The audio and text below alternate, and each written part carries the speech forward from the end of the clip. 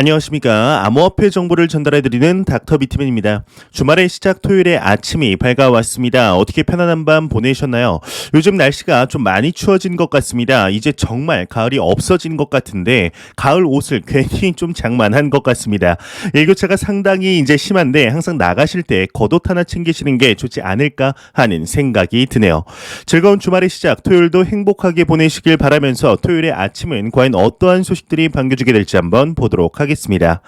현재 끝없이 상승만 할 것 같았던 암호화폐 시장이 엊그제부터 시작된 가격의 조정으로 인해 투자자분들의 투자 심리가 소폭 악화된 것이 보이는 것 같습니다. 이러한 상황 속에 한 데이터가 나왔는데 그간 비트코인의 장기 보유자들은 매도하지 않고 비트코인을 비축 중이라는 이야기들이 들려왔었는데요. 이제는 차익 실현에 나선 것일까요? 장기 보유자들의 데이터에서 매도의 움직임이 나오고 있다고 합니다. 어떠한 내용일지 같이 한번 보도록 하겠습니다. 글라스노드의 비트코인 장기 보유자 차익 실현 움직임이 시작됐다 헤드라인이 장식이 되어 있습니다. 암호화폐 데이터 분석업체 글라스노드의 경우는 주간 인사이트 보고서를 통해 비트코인 장기 보유자들의 차익 실현 움직임이 시작되고 있다 진단을 했다고 합니다. 이와 관련해 글라스노드의 경우는 155일 이상 비트코인을 보유한 장기 보유자들은 시장 내 스트롱핸드 혹은 비트코인 스마트 머니로 간주된다고 하는데 이러한 네이밍 센스는 처음 본 것 같습니다. 이름이 참 화려한 것 같은데요. 네, 무튼 이들의 전형적인 온체인 움직임은 저점 매수와 고점 매도로 요약이 되며 지난주 비트코인의 순 포지션 변화 매트릭은 전주 대비 소폭 완화되었으며 이는 비트코인의 가격이 6만 달러를 돌파하며 일정 부분 차익 실현이 이루어졌을 수 있음을 시사한다고 합니다. 이틀 전에 비트코인의 가격이 6만 7천 달러에 도달을 하며 새로운 신고점 도달과 동시에 많은 투자자들이 지난 2만 달러 돌파 때와 마찬가지로 큰 슈팅이 나올 것으로 예상을 했지만 그와 반대로 움직임이 나오면서 역시 비트코인은 알 수가 없다라는 의견들이 계속해서 나오는 상태인데요. 이러다가 6만 달러 깨지고 5만 달러대로 다시 내려가면 어떻게 하나 걱정하시는 분들이 많으신 것 같습니다. 하지만 비트코인을 포함한 암호화폐 시장은 시간이 지날수록 건강하게 성장하는 중이며 지금의 이러한 단기적인 변동성은 크게 신경 쓰지 않으셔도 된다는 말씀 꼭 전해드리고 싶습니다. 너무 걱정하지 마시길 바라겠습니다. 가격의 소폭 조정으로 안타까운 내용들도 나오고 있지만 그럼에도 긍정적인 소식들은 한 무더기씩 나오고 있습니다. 미국 최초로 비트코인 선물 ETF가 첫 승인이 되며 이에 암호화폐 시장이 새로운 이정표에 도달했다는 많은 전문가들의 견해들이 나오고 있는 상황 속 오늘은 세계 최대 재무 설계 자문 기업에서 비트코인에 대해 이야기를 하였는데 비트코인이 드디어 메인스트림으로 자리를 매김했다 언급을 하고 있습니다. 정확히 어떠한 언급을 했을지 같이 한번 보도록 하겠습니다.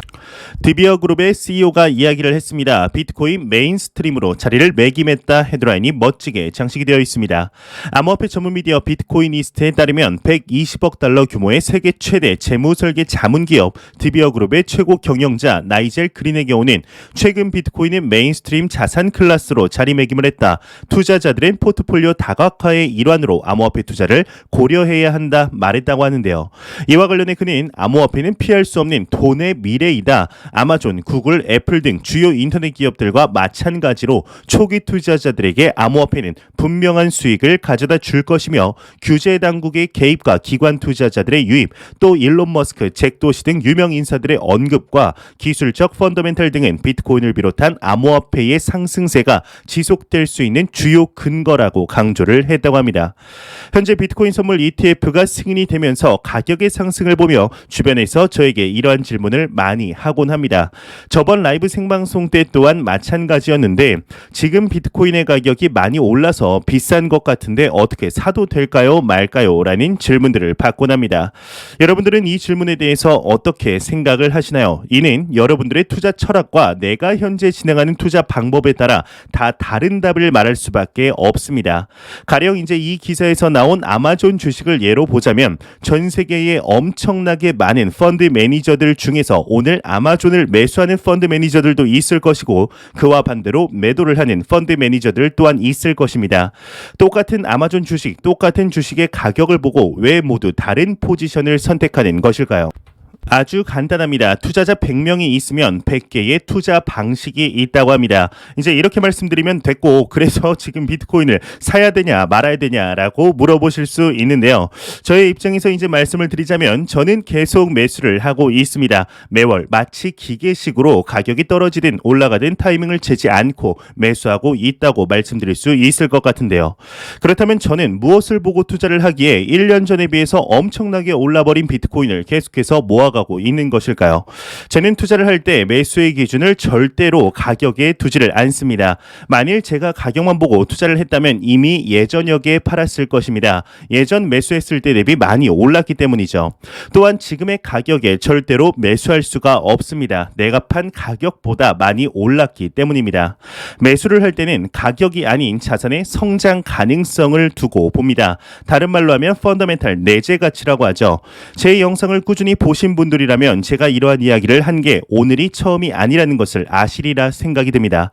이에 한 댓글이 있었습니다. 영상 잘 보았다. 하지만 나는 암호화폐 시장이 내재 가치가 있다는 말에 동의를 할 수가 없다. 암호화폐가 무슨 가치가 있느냐? 그저 100만 원 투자해서 200만 원 되면 털고 나가는 게 가장 좋다고 생각한다. 라는 댓글이 달린 적이 있었습니다. 이제 저는 굳이 거기다가 답글을 남기지는 않았었는데요. 여러분들은 이에 대해서 어떻게 생각하시나요? 우리가 투자하고 있는 비트코인을 포함한 암호화폐 시장의 궁극적인 목표가 무엇이라고 생각하시나요? 그저 자산을 불리기 위한 수단, 투기, 도박 정도에서 과연 끝나게 될까요? 아닙니다. 우리가 투자하고 있는 암호화폐 시장은 그간 볼 수 없었던 금융의 기본이라고 불리우는 화폐의 변혁이며 시대의 흐름입니다. 추가적으로 은행의 서비스를 필요로 하는 사람들에게 은행의 서비스를 전해주는 핀테크의 혁명이며 시간이 갈수록 암호화폐 시장은 그 기반인 블록체인 기술을 통하여 산업 전반에 사용이 될 것입니다. 실제로 현재도 사용이 되고 있죠. 저는 비트코인의 지금의 가격이 비싸다고 보지 않고 있습니다. 가격만 보았을 때는 물론 예전의 가격이 생각나 비싸 보일 수 있겠지만 앞으로 암호화폐 시장이 나아가는 길에 있어서 성장세를 보았을 때 그리 비싼 가격이 아닐 수도 있지 않을까 하는 생각이 듭니다. 우리가 현재 살아가는 세상은 자본주의 세상입니다. 이 자본주의에 있어서 우리가 진행하고 있는 이 투자라는 것의 본질은 시대가 변해도 자산이 변한다고 해도 그 본질 자체는 전혀 바뀌지 않는다고 생각합니다. 절대로 매수의 기준을 가격으로 두지 마시고 자산의 본질적인 가치와 앞으로의 성장성, 방향성들을 고려하여 3년 뒤, 5년 뒤, 10년 뒤에도 존재하는 자산군일지 확장이 될 만한 자산군인지 판단하에 여유자금으로 투자하시길 진심으로 바라보겠습니다. 이러한 소식과 더불어서 현재 비트코인의 가격이 장중 67,000달러라는 새로운 신고점에 도달을 하였지만 많은 투자자분들은 여기서 만족하지 못하시리라 생각이 듭니다. 이에 많은 전문가들의 신고점 가격 예측이 이어지고 있는데요. 과연 오늘은 얼마에 도달하리라 예상을 하였을지 같이 한번 보도록 하겠습니다. 펀드 스트레이트 비트코인 신고가 경신 다음 목표가는 9만 달러이다 헤드라인이 장식이 되어 있습니다. 블룸버그 통신에 따르면 미국 투자 리서치 업체 펀드 스트레이트 의 경우는 수요일 발표한 보고서에서 6만 5천 달러를 넘어선 비트코인의 다음 목표는 7만 2,500달러 그리고 8만 9천 달러라며 전고점을 돌파함에 따라 이 같은 목표치에 도달할 수 있을 것이다 전망을 했다고 합니다. 비트맥스의 최고 경영자인 알렉산더 호프너의 경우는 비트코인은 연내 10만 달러까지 상승할 것이라고 내다보았으며 또 다른 인물의 경우도 비트코인의 신고가 경신인 장기적 추세에 긍정적인 영향을 미칠 것이다 전망을 했다고 하는데요. 여러분들은 과연 이번 연말 비트코인의 가격이 얼마까지 도달을 할 것이라 생각하시나요? 정말 최근 작두를 탔다고 소문난 유명 애널리스트이죠. 플랜B의 말처럼 13만 5천 달러까지 도달할 수 있게 될지 같이 한번 지켜보도록 하시죠. 이런 소식과 더불어서 아마 이런 말 한 번씩 들어보셨으리라 생각이 듭니다. 일단 유명해져라. 그렇다면 사람들은 당신이 똥을 싸도 박수를 쳐줄 것이다 라는 이야기 한 번쯤 들어보셨으리라 생각이 드는데 아침부터 이러한 단어를 사용해서 괜시리 죄송해지는데요. 내일부터는 갑자기 암호화폐 정보를 전달해드리는데 이러한 이야기를 왜 했을까요? 여러분들 혹시 맨인 블랙이라는 영화 아시나요? 여기 보시는 인물이 맨인 블랙의 주연을 맡았던 윌 스미스라는 배우입니다. 아마 윌 윌 스미스는 다들 아시리라 생각이 드는데 그렇다면 윌 스미스의 아들은 누군지 아시나요? 저도 몰랐는데요. 바로 지금 보시는 인물이 윌 스미스의 아들 제이든 스미스라는 인물입니다. 이 인물이 트위터에 글을 적었는데 이 트위터가 기삿거리가 되었습니다. 과연 어떠한 대단한 내용을 남겼길래 기사가 되었을지 같이 한번 보도록 하겠습니다. 윌 스미스 아들 이더리움이죠. 이제 ETH 한 줄 트위터를 남겼다. 헤드라인이 장식이 되어 있습니다. 배우 윌 스미스의 아들 제이든 스미스가 오늘 오후 트위터에 ETH라는 한 줄 트윗을 남겼다고 합니다. 이더리움은 전날 4,300달러를 돌파하며 신고가를 경신한 바 있는데 제이든 스미스의 트위터 팔로워 수는 무려 802만 명을 웃돈다고 하네요. 참 깔끔하죠. ETH라는 한 줄의 트윗이 기사화가 되었습니다. 기사를 서치하다가 저도 모르게 이제 실수가 터져버려서 그냥 한번 가져와 봤습니다. 최근 암호화폐 시장에 많이 등장하는 한 기업이 있습니다. 바로 미국의 증권 플랫폼인 로빈후드인데요. 이 기업은 원래가 암호화폐 플랫폼이 아닌 증권 플랫폼이죠. 하지만 이제는 암호화폐 기업이라고 불려야 하지 않을까 싶은데 현재 내년 출시할 예정인 지갑의 대기자 수가 무려 100만 명을 넘어섰다며 화제가 되었었습니다. 이렇게 승승장구하고 있는 로빈후드의 경우는 한 5일 전에 이러한 소식이 나왔었습니다. 로빈후드에서 이제 도지코인의 아들격이라고 볼 수 있는 시바이누 이제 토큰을 상장한다는 찌라시가 돈 것이죠. 하지만 제목을 보시면 아시다시피 안타깝게도 가짜 뉴스임이 밝혀졌었는데요. 예, 실제로 투자자들 사이에서 로빈후드는 시바이누 토큰을 상장하라라는 서명 운동이 돌기 시작합니다. 예, 무려 25만 명이 서명한 것으로 밝혀졌는데 오늘 새로운 소식이 나왔습니다. 로빈후드의 CEO가 과연 시바이누 토큰에 대해서 이야기를 했을지 아니면 회피를 했을지 같이 한번 보도록 하겠습니다. 로빈후드 CEO 시바이누 이제 상장에 대한 질문을 회피했다 헤드라인이 장식이 되어 있습니다. 로빈후드의 CEO 블라드 테네프의 경우는 CNBC의 매드머니에 출연하여서 시바이누를 둘러싼 루머에 대해 언급을 했다고 합니다. 이 쇼의 진행자인 짐 크레이머의 경우는 시바이누를 상장할 의향이 있는가에 대해서 물었다고 하는데 테네프는 역시 이 이슈에 대해서 알고 있다는 이야기를 하였는데 하지만 질문을 회피하려고 하였으며 실제로 상장에 관하여서는 이루어지는 것인지 아니면 안 이루어지는 것인지 명확하게 답변을 하지 않아 더욱 많은 추측을 불러 일으켰다고 합니다. 이제 추가적으로 이러한 이야기를 했다고 하는데요. 우리는 안전을 최우선으로 생각한다. 따라서 우리는 일반적으로 새로운 자산을 제일 먼저 나서서 추가하고 있지는 않는다. 우리는 그것이 엄격한 기준을 통과하고 있는지 확실히 확인하고 싶다라는 이야기를 했다고 합니다. 이 외의 내용은 그리 중요하지 않아서 넘어가도록 하겠습니다. 일단 여기 보시는 이 인물이 로빈후드의 CEO 블라드 테네프라는 인물입니다. 이번 건은 참 로빈후드 입장에서 보았을 때 어찌 보면 좀 억울할 수도 있지 않을까 싶습니다. 어디서부터 시작했는지도 모를 찌라시 때문에 계획에도 없는 상장을 하느냐 마느냐 구설수에 오르면서 서명 운동까지 퍼진다고 생각하면 참 난감할 수도 있겠는데요.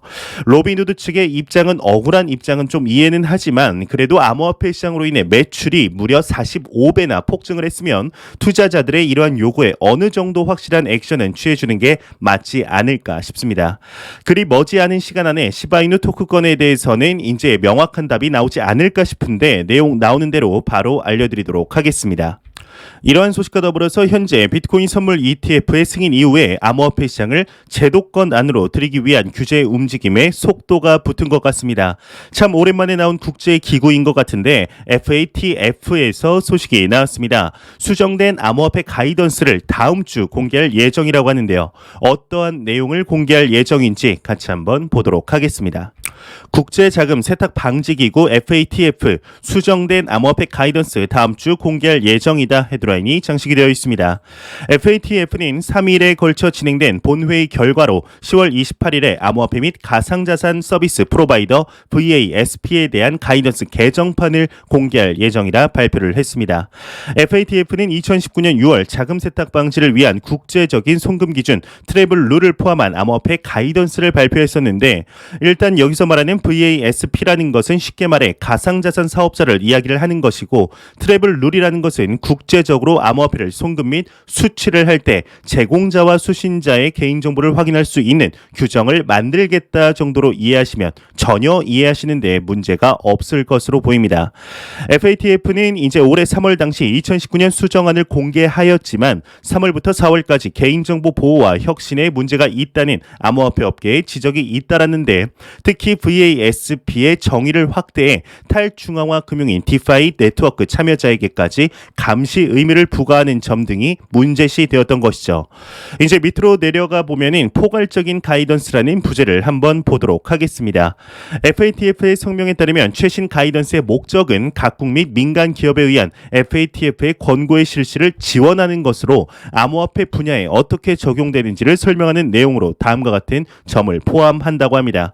일단 첫 번째로는 명확한 암호화폐 및 VASP의 정의, 두 번째로는 FATF의 기준 테이블 코인의 적용, 마지막 세 번째로는 피어투피어 거래의 리스크를 식별, 경감하기 위한 툴이라고 하는데 향후 스테이블 코인이나 P2P, NFT, 디파이 분야를 주의 깊게 지켜보며 기준의 명확화나 개정이 필요한지를 평가한다고 하네요.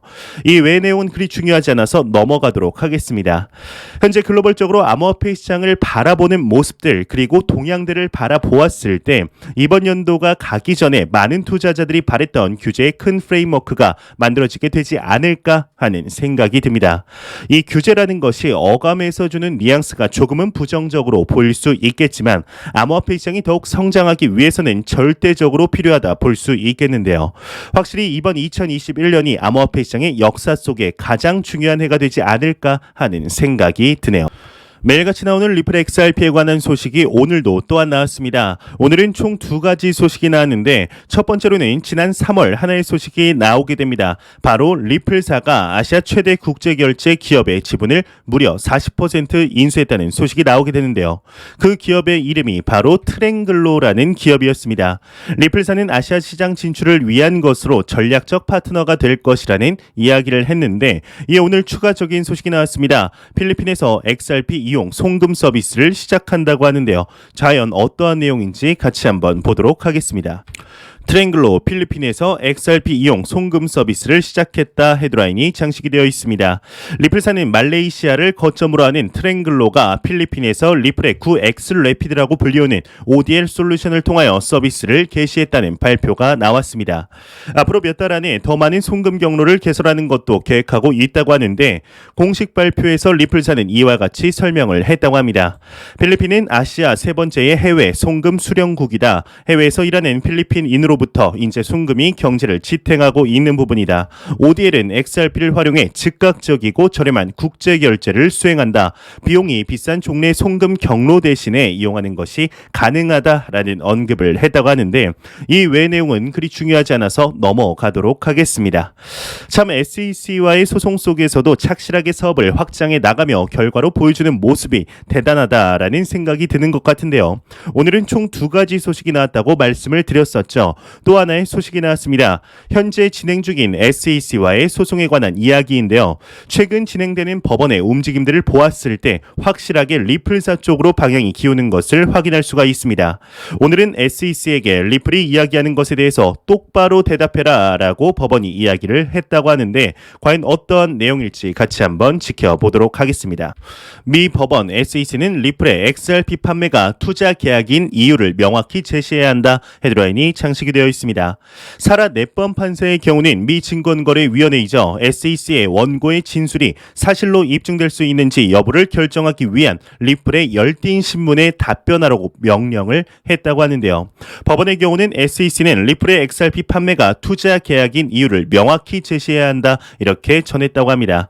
이제 이 밖에도 SEC는 리플사의 노력이 XRP의 가격 상승의 핵심이 됐다고 판단하는지 여부를 밝혀야 할 것이다 라고 이야기를 했다고 하는데 여러분들도 아시다시피 이번 주 초에 법원의 경우는 리플사의 항의에도 불구하고 디스커버리 기한을 2022년 1월 14일로 연장하는 SEC의 제안을 허가하기도 했죠. 현재 1년이 다 되어가는 지긋지긋한 미 SEC와 리플사의 소송건이 끝이 날 듯 끝나지 않는 모습들을 확인할 수가 있습니다. 이제 슬슬 끝날 것 같다 하니까 연장이 되고 참 안타까운 행보를 볼 수가 있는데, 이 소송이 진행되고 있음에도 리플사의 사업은 계속해서 확장해가고 있다는 점, XRP의 실질적인 유즈 케이스가 엄청난 속도로 확장되고 있다는 점, 그와 동시에 온갖 악재로 두들겨 맞으면서도 시가총액 10위권 안에 안정적으로 위치하고 있다는 점이 내가 팔면 오를까 또 초과 매수하면 떨어질까 하는 투자자들과 유일한 애증의 관계를 형성하고 있지 않나 싶습니다. 소송만 끝난다고 한다면 충분히 비트코인과 이더리움의 성장률과 비슷하게 간다고 보았을 때 단기적인 목표로 $10까지 가능하리라 보는데요. 일단 이 소송의 끝이 언제쯤 나게 될 것인지 내용 추가적으로 나오는 대로 바로 전달해 드리도록 하겠습니다. 현재 끝없이 상승할 것만 같았던 암호화폐 시장의 가격이 소폭 조정을 보이고 있습니다. 하지만 그간 상승했던 분을 생각해 보았을 때 이 정도는 충분히 언제 와도 이상하지 않을 정도의 움직임이죠. 비트코인을 싫어하지만 살아있는 전설 오마의 현인이라고 불리우는 워렌 버핏이 한 말이 있습니다.